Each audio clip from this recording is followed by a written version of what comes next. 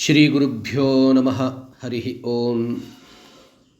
I ಭೂಪ್ರಿಯಾಃ ಸಂಸ್ಕೃತಾಧ್ಯಯನರತಾಃ ಸಂಸ್ಕೃತಾಧ್ಯಯನಾಸಕ್ತಾಃ ಬಾಂಧವಾಃ, ಸಂಸ್ಕೃತಾಧ್ಯಯನಾರ್ಥಂ ಹಾರ್ದಂ ಸ್ವಾಗತಂ. ಪ್ರಾರ್ಥನೆಯಾ ಆರಂಭಂ ಕುರ್ಮಃ. ಪಠಾಮಿ ಸಂಸ್ಕೃತಂ ನಿತ್ಯಂ ವದಾಮಿ ಸಂಸ್ಕೃತಂ ಸದಾ ಧ್ಯಾಯಾಮಿ ಸಂಸ್ಕೃತಂ ಸಮ್ಯಕ್ ವಂದೇ ಸಂಸ್ಕೃತ ಮಾತರಂ. ಪ್ರಾಕ್ತನ ವಿಡಿಯೋ ಮಾಧ್ಯಮದ್ವಾರಾ ಭವಂತಃ ಕಾ ವಿಭಕ್ತಿಃ ಕುತ್ರ ಉಪಯೋಕ್ತವ್ಯಾ ಇತ್ಯಸ್ಮಿನ್ ವಿಚಾರೆ ಕಿಂಚಿತ್ ಜ್ಞಾತವಂತಃ ಅವಗತವಂತಶ್ಚ. ಅದ್ಯ ತದನುಸೃತ್ಯ ವಾಕ್ಯಾನಾಂ ಅಭ್ಯಾಸಂ ಕುರ್ಮಃ. ವಿಭಕ್ತೀನಾಂ ಪ್ರಯೋಗಃ ಕುತ್ರ ಭವತಿ, ಕಾ ವಿಭಕ್ತಿಃ ವಾಕ್ಯೆ ಕುತ್ರ ಉಪಯೋಕ್ತವ್ಯಾ ಇತಿ ವಿಚಾರೆ ಕಾನಿಚನ ವಾಕ್ಯಾನಿ ಅಭ್ಯಾಸರೂಪೇಣ ಅತ್ರ ಸಂತಿ, ತತ್ ಪಶ್ಯಾಮಃ. ಆದೌ ಭವಂತಃ ಜಾನन्तु ಷಟ್ ಕಾರಕಾಣಿ ಸಂತಿ, ಸಪ್ತ ವಿಭಕ್ತಯಃ ಸಂತಿ. ಪುನಶ್ಚ ತೇಷಾಂ ಕಾರಕಾಣಾಂ ನಾಮಾನಿ ಆಂಗ್ಲಭಾಷೆಯ ಕಥಂ ಭವಂತಿ ಇತ್ಯಪಿ ಅತ್ರ ಮಯಾ ದರ್ಶಯಿಷ್ಯತೆ. ಪುನಶ್ಚ ಏಕಂ ಉದಾಹರಣಂ ಸ್ವೀಕೃತ್ಯ ಸರ್ವಾಸು ವಿಭಕ್ತಿಷು ಏಕವಚನೆ ತೇಷಾಂ ರೂಪಾಣಿ ಕಥಂ ಭವಂತಿ ಇತ್ಯಪಿ ಅತ್ರ ದತ್ತಮಸ್ತಿ. ಪುನಶ್ಚ ಆಂಗ್ಲಯ ಭಾಷೆಯ ಕಥಂ ತೇಷಾಂ ಶಬ್ದಾನಾಂ ಅರ್ಥಂ ವಯಂ ಜ್ಞಾತುಂ ಶಕ್ನುಮಃ, ವಾಕ್ಯೇಷು ಉಪಯೋಗಃ ಕುತ್ರ ಭವತಿ ಇತ್ಯಪಿ ಅತ್ರ ದತ್ತಮಸ್ತಿ. ಯಥಾ ಕರ್ತೃ ಕರ್ಮ ಕರಣ ಸಂಪ್ರದಾನ ಅಪಾದಾನ ಅಧಿಕರಣಾನಿ ಷಟ್ಕಾರಕಾಣಿ ಸಂತಿ. ಸಂಬಂಧಃ ಭವತಿ ಷಷ್ಠೀ ವಿಭಕ್ತಿಃ ಸಂಬಂಧಾರ್ಥೇ ಯಥಾ ಪೂರ್ವಂ ಯುಷ್ಮಾಭಿಃ ಜ್ಞಾತಂ ವರ್ತತೆ. ಅಪಿ ಚ ಏತೇಷಾಂ ನಾಮಾನಿ ಆಂಗ್ಲಭಾಷೆಯ nominative case, accusative case, instrumental case, dative case, ablative case, possessive case, locative case ಇತ್ಯಪಿ ಭವಂತಿ. ಪುನಶ್ಚ ವೃಕ್ಷ ಇತಿ ಪ್ರಾತಿಪದಿಕಂ ಸ್ವೀಕೃತ್ಯ ಸಪ್ತಸು ವಿಭಕ್ತಿಷು ಅತ್ರ ವೃಕ್ಷಃ, ವೃಕ್ಷಂ, ವೃಕ್ಷೇಣ, ವೃಕ್ಷಾಯ, ವೃಕ್ಷಾತ್, ವೃಕ್ಷಸ್ಯ, ವೃಕ್ಷೇ ಇತಿ ಕೇವಲಂ ಏಕವಚನೆ ಮಯಾ ಪ್ರದರ್ಶಿತಂ. ಪುನಶ್ಚ ವೃಕ್ಷಃ ಪ್ರಥಮವಿಭಕ್ತೌ ಸಬ್ಜೆಕ್ಟ್ ರೂಪೇಣ ಕರ್ತೃಪದತ್ವೇನ ಉಪಯುಜ್ಯತೆ, ವೃಕ್ಷಂ ಇತಿ ಆಬ್ಜೆಕ್ಟ್ ರೂಪೇಣ ಉಪಯುಜ್ಯತೆ ವಸ್ತುರೂಪೇಣ ಕರ್ಮಪದಂ. ಪುನಶ್ಚ ವೃಕ್ಷೇಣ ಬೈ ಅಥವಾ ವಿತ್ ಇತ್ಯಸ್ಯ ಉಪಯೋಗಂ ವಯಂ ಕುರ್ಮಃ. ಏವಮೇವ ಚತುರ್ಥೀ ವಿಭಕ್ತಿ ಸಂದರ್ಭೆ ಆಂಗ್ಲಭಾಷೆಯ ಟು ಅಥವಾ ಫಾರ್ ಇತಿ ಭವತಿ. ವೃಕ್ಷಾತ್ ಇತಿ ವಕ್ತವ್ಯೆ ಆಂಗ್ಲಭಾಷೆಯ ಫ್ರಮ್ ಇತಿ ಉಪಯೋಗಂ ವಯಂ ಕುರ್ಮಃ. ವೃಕ್ಷಸ್ಯ ಆಫ್ ಇತಿ ಭವತಿ. ಸಾಮಾನ್ಯತಃ ಅತ್ರ ನಿಯಮಃ ವೃಕ್ಷೇ ಇತಿ ಲೊಕೇಟಿವ್ ಕೇಸ್ ವಾಕ್ಯಸಂದರ್ಭೆ ಇನ್ ಅಥವಾ ಎಟ್ ಇತಿ ಭವತಿ. ಸಾಮಾನ್ಯಃ ನಿಯಮಃ ಏಷಃ ಭವತಿ. ಇದಾनीं ವಾಕ್ಯೇಷು ವಿಭಕ್ತೀನಾಂ ಪ್ರಯೋಗಂ ಕರ್ತುಂ ಕಾನಿಚನ ಉದಾಹರಣಾನಿ ದರ್ಶಯಾಮಿ. ತತ್ರ ವೃಕ್ಷಃ ಅಸ್ತಿ ಪ್ರಥಮವಿಭಕ್ತೌ. ವನೆ ವೃಕ್ಷಾಃ ಭವಂತಿ ಪ್ರಥಮವಿಭಕ್ತೌ ಬಹುವಚನೆ अस्ति. एकम् एकवचनस्य उदाहरणं, द्वितीयं बहुवचनस्य उदाहरणम् अहं दर्शयामि. अहं वृक्षं पश्यामि द्वितीयाविभक्तौ वृक्षम् इति, तस्य बहुवचनरूपं दुष्टाः वृक्षान् छिन्दन्ति इति. तृतीयाविभक्तौ वृक्षशब्दं पश्यन्तु वृक्षेण विग्रहं कुर्वन्ति, तस्यैव बहुवचने तक्षकाः वृक्षैः गृहं निर्मान्ति. त्वं वृक्षाय जलं यच्छसि वृक्षशब्दस्य चतुर्थी विभक्ति रूपं. बहुवचने कृषकाः वृक्षेभ्यः दोहदं यच्छन्ति. अग्रे पश्यन्तु फलं वृक्षात् पतति वृक्षशब्दस्य पंचमे विभक्ति रूपं. बहुवचने वृक्षेभ्यः पत्राणि पतन्ति. इति वृक्षेभ्यः पञ्चविभक्तौ। वृक्षस्य छाया शीतला भवति इति वृक्षशब्दस्य षष्ठीविभक्तौ प्रयोगः कृतः। षष्ठीविभक्तेः बहुवचने वृक्षशब्दस्य रूपं वृक्षाणाम् इति वाक्यं बालाः वृक्षाणां समीपं क्रीडन्ति।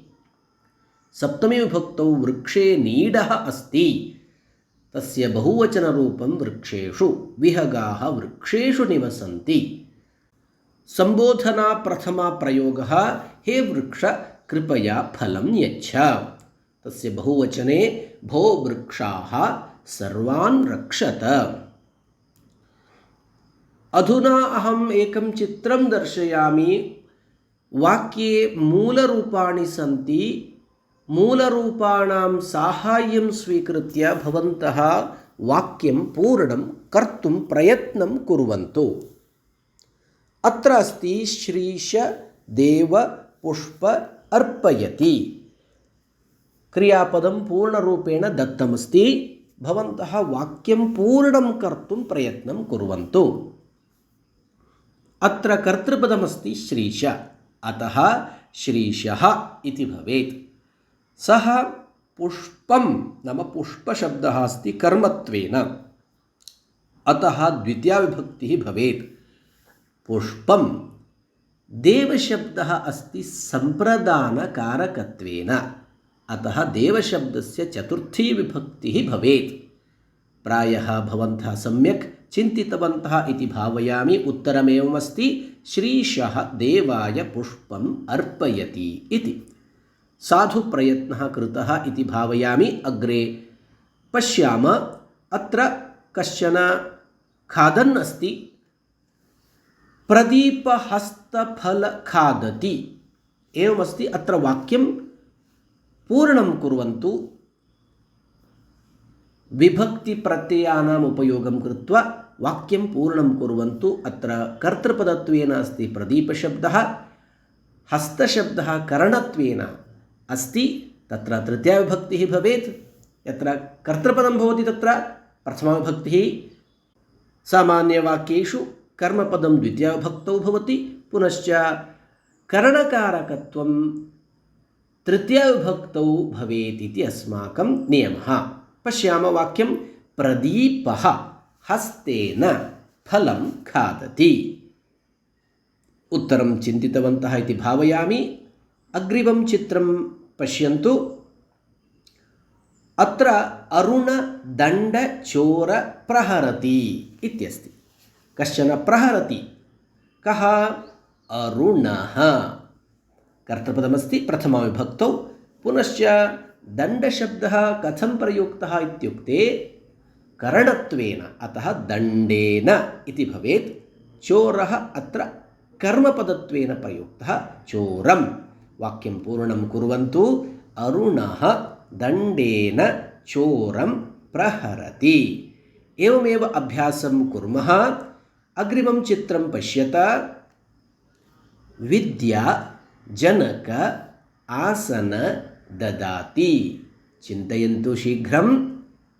कर्तृपदं किमस्ति, कर्मपदं किमस्ति, पुनश्च अन्यत् पदं किमस्ति इति सम्यक् विचिन्त्य वाक्यं पूर्णं कर्तुं प्रयत्नं कुर्वन्तु।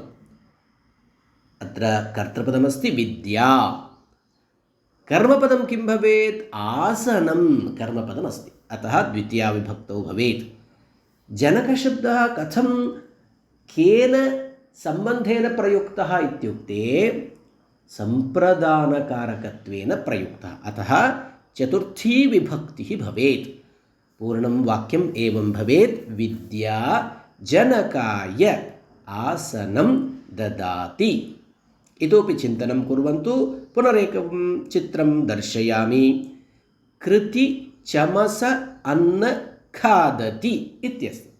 स्वयं भवन्तः चिन्तनं कुर्वन्तु। किञ्चित् समयं दास्यामि। अत्र भवन्तः चिन्तितवन्तः इति भावयामि।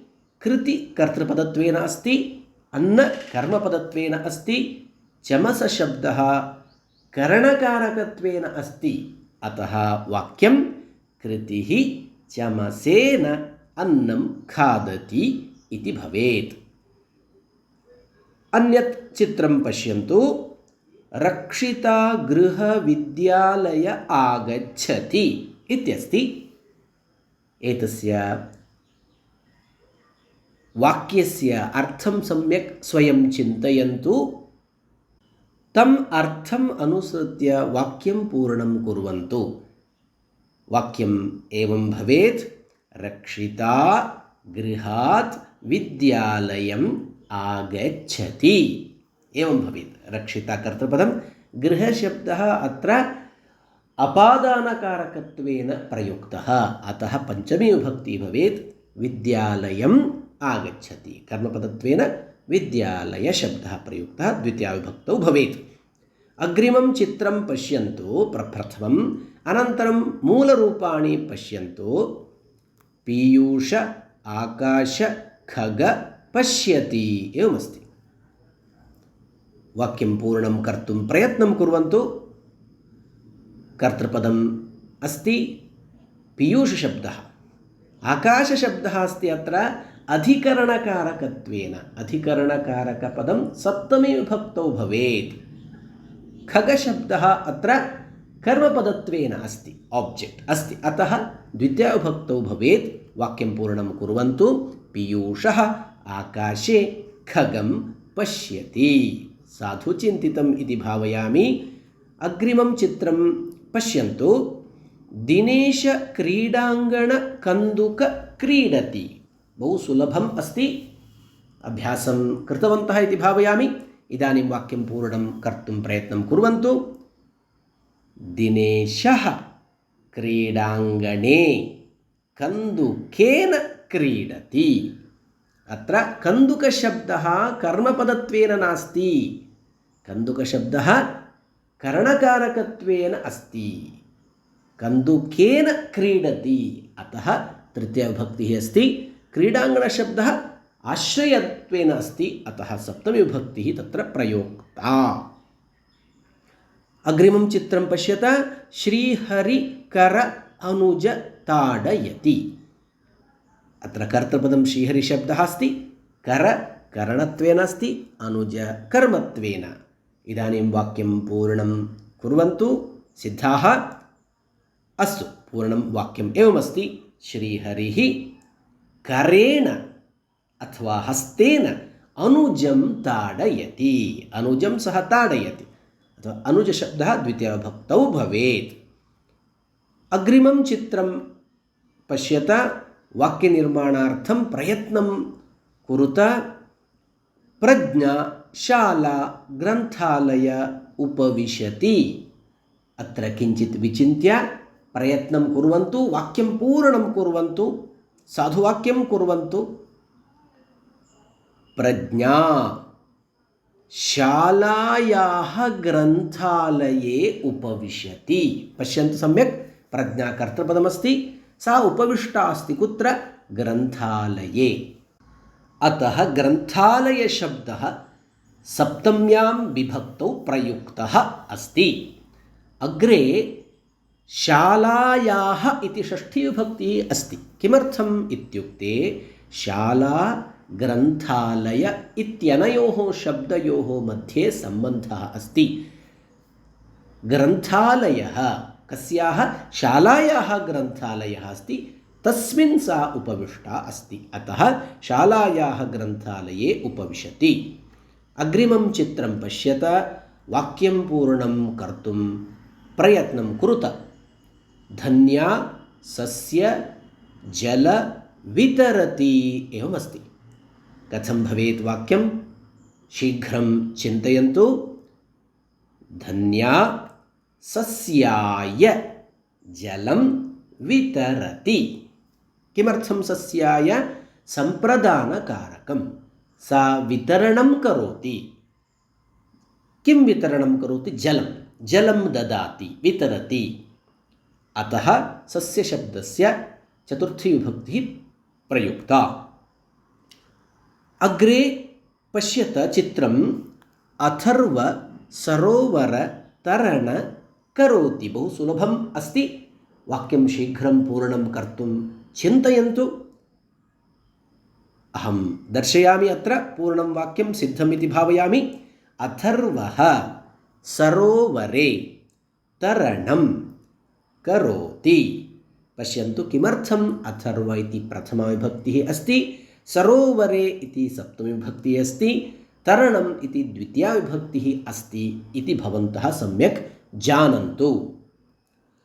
अग्रिमं चित्रं पश्यत, वाक्यं पूर्णं कुरुत। अवनिजा आपण फल आनयति। अत्र कर्तृपदं किमस्ति? अवनिजा इत्यस्ति। पुनश्च कर्मपदं किं भवेत्? फल। फलशब्दः कर्मपदत्वेन अस्ति, फलम् इति भवेत्। आपणशब्दः कथं प्रयुक्तः? अत्र क्रियापदेन साकं कीदृशः सम्बन्धः अस्ति इत्युक्ते अपादानकारकत्वेन सम्बद्धः अस्ति अयं शब्दः। अतः पञ्चमीविभक्तिः भवेत् अवनिजा आपणात् फलम् आनयति इति। वाक्यं पूर्णम् अभवत्। अग्रिमं चित्रं। दीपिका कार्यक्रमगीत गायति।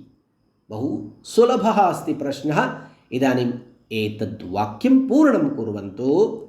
दीपिका कार्यक्रमे अधिकरणकारकं गीतं गायति। प्रयत्नः कृतः इति अहं भावयामि। अत्र पश्यत चित्रं। पावनी अनुज लेखनी यच्छति। वाक्यं पूर्णं करवाम। पावनी अनुजाय लेखनीं यच्छति। लेखनी शब्दः कर्मपदत्वेन उपयुक्तः, अतः द्वितीयाविभक्तौ भवेत्। अनुजशब्दः सम्प्रदानकारकत्वेन अत्र प्रयुक्तः, अतः चतुर्थी विभक्तिः भवेत्। अग्रे पश्यत, इतोपि कानिचन उदाहरणानि स्वीकृत्य सम्यक् अध्ययनं कुर्मः। श्रद्धा वन फल खादति। बहु सुलभमस्ति। सर्वेपि एतत् वाक्यं पूर्णं कर्तुम् इदानीं सिद्धाः सन्ति इति अहं भावयामि। अस्तु, वाक्यं पूर्णम् एवमस्ति, भवन्तः कृतवन्तः। श्रद्धा वने फलं खादति। अग्रिमं चित्रं। हर्षिता अग्रजा पत्र स्वीकरोति। एवं भवेत् वाक्यं। पूर्णं कुर्वन्तु, चिन्तयन्तु। अस्तु, पूर्णं वाक्यं सिद्धमत्र। हर्षिता अग्रजायाः पत्रं स्वीकरोति। अत्र अग्रजा शब्दः पञ्चमी विभक्तौ प्रयुक्तः, यतः स्त्रीलिङ्गपदानि पञ्चमी विभक्तौ षष्ठी विभक्तौ च समानरूपेण दृश्यन्ते। अतः अत्र षष्ठी विभक्तिः स्यात् इति भ्रान्तिः अपि भवेत्।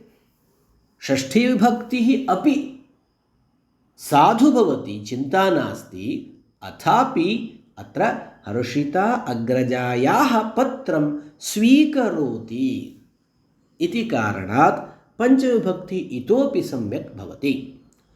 अस्तु, अग्रिमं चित्रं पश्यत। विश्रुता गृह पितामह अस्ति। अत्र वैशिष्ट्यमस्ति। कर्तृपदं किमस्ति इत्युक्ते अस्ति इति क्रियापदं स्वीकुर्वन्तु, तदनुसृत्य कर्तृपदम् अन्विषन्तु। अत्र विश्रुता शब्दः कर्तृपदत्वेन नास्ति, अत्र पितामह शब्दः कर्तृत्वेन अस्ति। अतः पितामहः अस्ति। पितामहः कुत्र अस्ति? सः गृहे अस्ति। कस्याः गृहे अस्ति? विश्रुतायाः गृहे अस्ति। अतः विश्रुतायाः गृहे पितामहः अस्ति। एवं पुनश्च इतोपि द्वित्राणि वाक्यानि वयं पश्यामः, इतोपि स्पष्टं भवेत्। आकाङ्क्षा करस्यूत अस्ति। अत्रापि कर्तृपदमस्ति, स्यूतशब्दः स्यूतः अस्ति इति वाक्यं भवेत्। अन्यत् पदद्वयं कथं पूर्णं कुर्वन्ति? आकाङ्क्षायाः करे स्यूतः अस्ति। आकाङ्क्षा इति काचित् बालिका, तस्याः करे स्यूतः अस्ति इति भावः। अग्रिमं चित्रं पश्यत, वाक्यं पूर्णं कुरुत। साक्षी पत्र उत्तर लिखति। अत्र वाक्यं पूर्णं कथं भवेत्? साक्षी इति कर्तृपदं, पत्रे उत्तरं लिखति इति पूर्णम्। अत्र बहु सुलभम् अभवत्। इतोपि एकं वाक्यं रचयामः। नरेश गगन चन्द्र पश्यति। सर्वेपि इदानीम् उत्तरं वक्तुं सिद्धाः सन्ति। स्पष्टमस्ति। नरेशः कर्तृपदं, गगने अधिकरणकारकं, चन्द्रं पश्यति। चन्द्रं द्वितीयविभक्तौ भवेत्, कर्मकारकम्। इतोपि पुनः एकं वाक्यं परीक्षितुं ददामि। भवन्तः एव स्वयं कुर्वन्तु। पश्यामः। आदित्य मार्ग उत्तर चिन्तयति। कथं भवेत् वाक्यं? शीघ्रं सर्वेपि चिन्तयन्तु। आदित्य मार्ग उत्तर चिन्तयति। प्रायः वाक्यं प्राप्तम्। आदित्यः मार्गे उत्तरं चिन्तयति। यदि सम्यक् उत्तरं प्राप्तं, भवन्तः वाक्याभ्यासं सम्यक् कृतवन्तः इति अहं भावयामि। इतोपि एकं चित्रम् अत्र अस्ति। अमर शुनक आहार यच्छति। अत्र अमरः कर्तृपदं, शुनकाय सम्प्रदानकारकम्, आहारं कर्मकारकं। वाक्यं पूर्णम्। अमरः शुनकाय आहारं यच्छति। बहु साधु। इतोपि एकं पश्यामः। अत्र कश्चन पतति। अभिनव विद्यालय सोपान पतति। सम्यक् चिन्तनं कुर्वन्तु। किमस्ति कर्तृपदमिति? वाक्यं पूर्णं कर्तुं सिद्धाः भवन्तु। चिन्तयन्तु। अस्तु, वाक्यं सिद्धम् इति भावयामि। अभिनवः विद्यालये अधिकरणकारकं, सोपानात् पतति। सः सोपानात् पतति खलु, अतः पञ्चमीविभक्तिः तत्र भवेत्। एवं बहु सुलभतया भवन्तः वाक्यानि रचयितुं ज्ञातवन्तः। का विभक्तिः कुत्र प्रयोक्तव्या इत्यपि भवन्तः स्वयं ज्ञातवन्तः, अभ्यासं कृतवन्तश्च। इतोपि एतादृशानि वाक्यानि स्वीकृत्य, केवलं मूलरूपाणि स्वीकृत्य तत्पूर्णं कर्तुं, सार्थकं वाक्यं रचयितुं पुनः पुनः अभ्यासं कुर्वन्तु, प्रयत्नं कुर्वन्तु। सम्भाषणात् एव भाषाज्ञानं वर्धते। सम्भाषणं विना भाषाज्ञानं तथा न वर्धते। अतः संस्कृतेन सम्भाषणं कर्तुं प्रयत्नं कुर्वन्तु। शुभमस्तु। धन्यवादः। पुनः मिलामः।